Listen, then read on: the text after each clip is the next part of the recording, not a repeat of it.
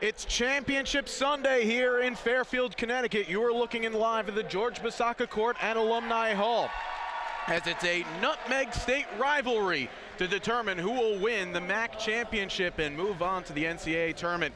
It's the number 3 seed, Quinnipiac University Bobcats, taking on the number 1 seed, Fairfield University Stags. And a pleasant good afternoon. My name is JJ Duke, and alongside me is Eric Malo. As you see the bracket that has gotten us to where we are today, Quinnipiac survived 2 days, Eric. Fairfield just the 1.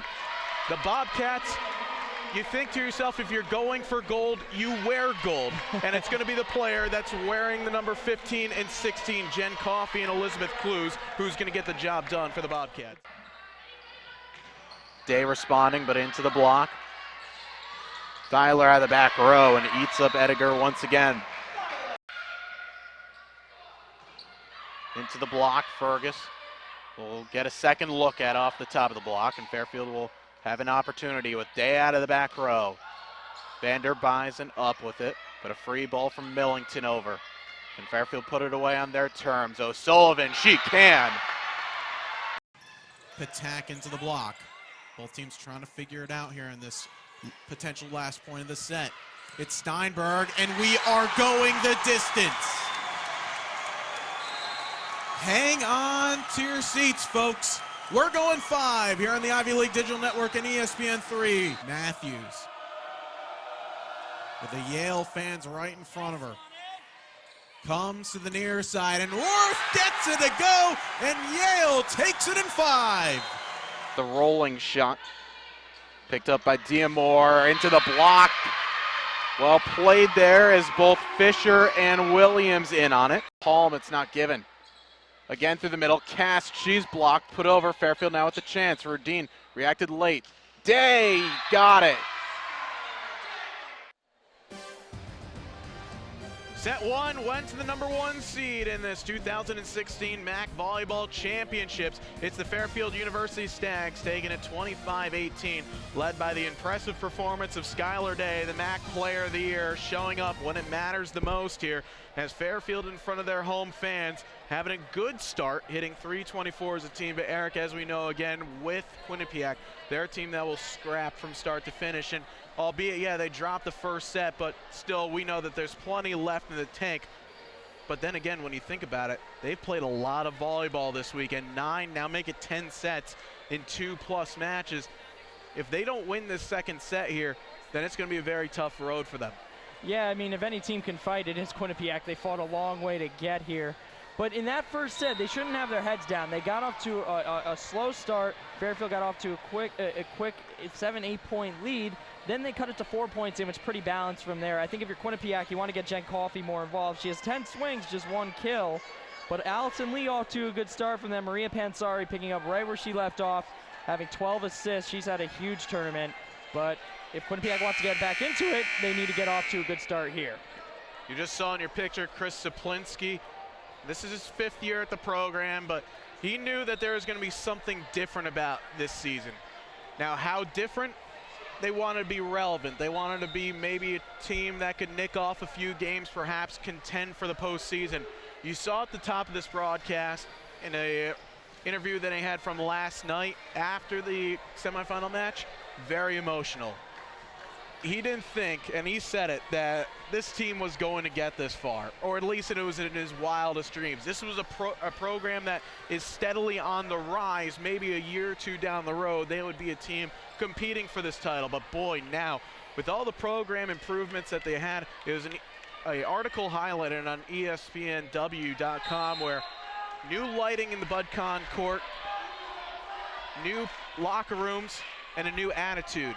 And also, in addition of a new head coach, Chad Davis, as you've said throughout the weekend, those are little things people would say, but when you put it all together and you have a different attitude and you start getting some success in the court, it all changes pretty quickly.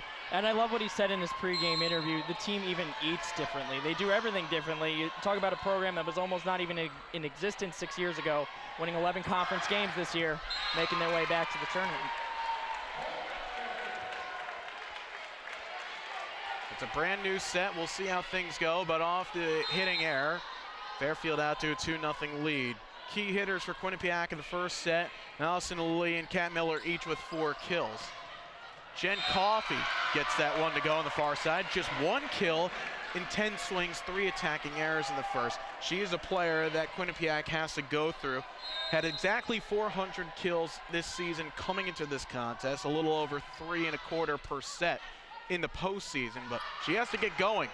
A player that doesn't need any more motivation, that's Megan Thyler. She got a big swing in the far side. Last year's MAC tournament most outstanding player.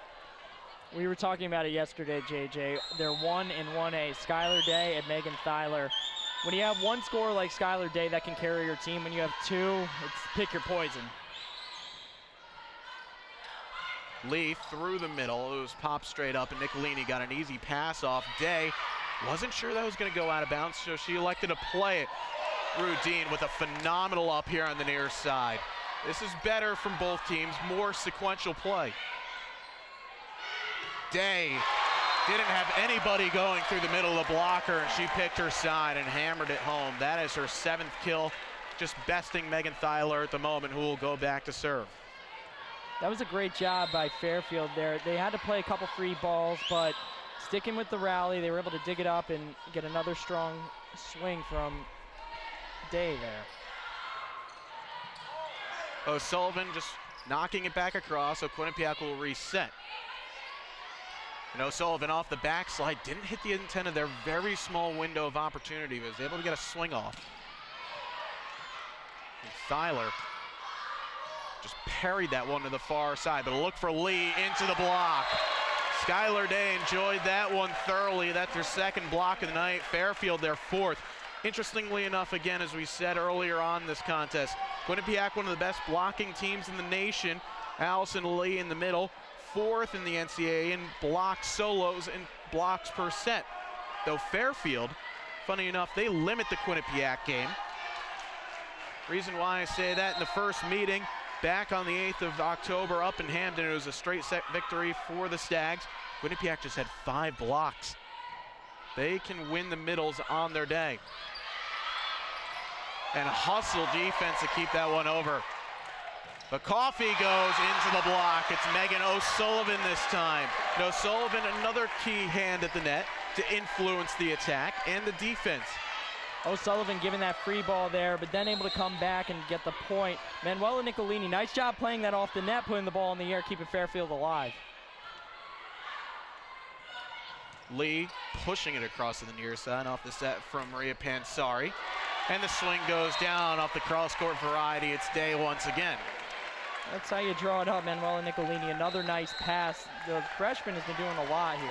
And Quinnipiac once again has to call timeout here as Chris Saplinski wants to talk things over with his team and stop the Stags' run. Fairfield leads 1-0. Back in a moment. You're watching the 2016 MAC Volleyball Championships on ESPN3.